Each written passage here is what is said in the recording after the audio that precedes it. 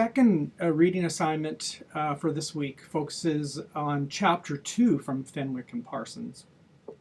And this short little chapter highlights a number of stories and things, evaluation-related experiences that people have, in some cases, being put through.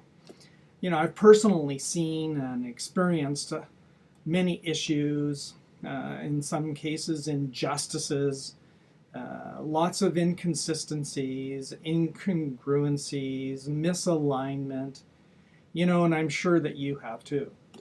You know, I was just recently chatting with a trades instructor, and he was talking about, you know, all the hands-on teaching that they do and troubleshooting, problem solving. And so I asked, you know, how much of the class is actually taught, you know, in a lab environment, working hands-on, and it was about 80%. And yet, all evaluation, all 100% of the evaluation was paper and pencil multiple choice exams. So there's definitely a misalignment. 80% of the course was taught face-to-face, interactive, problem-solving, group, hands-on discussion, trial and error practice, and yet all the exam was a paper exam multiple choice. Anyways, this highlights what you value when you're designing a course or delivering a course, what values, beliefs drive your views concerning evaluation. In Chapter 2 here, be sure to read Brookfield's 10 helpful tips. One that really resonated with me was number 2, immediacy. Do you know that after less than 30% of all students after 3 days actually read the feedback comments that you provide when you return an assignment, provide the feedback.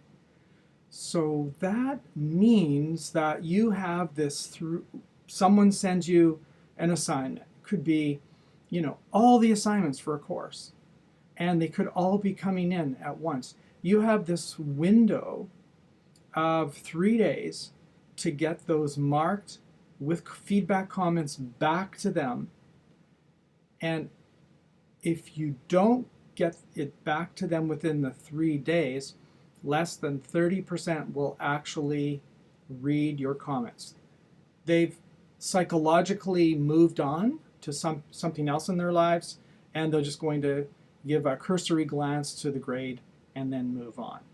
So if feedback, providing prompt feedback to your students is important, you've got to work like crazy to get it back to them.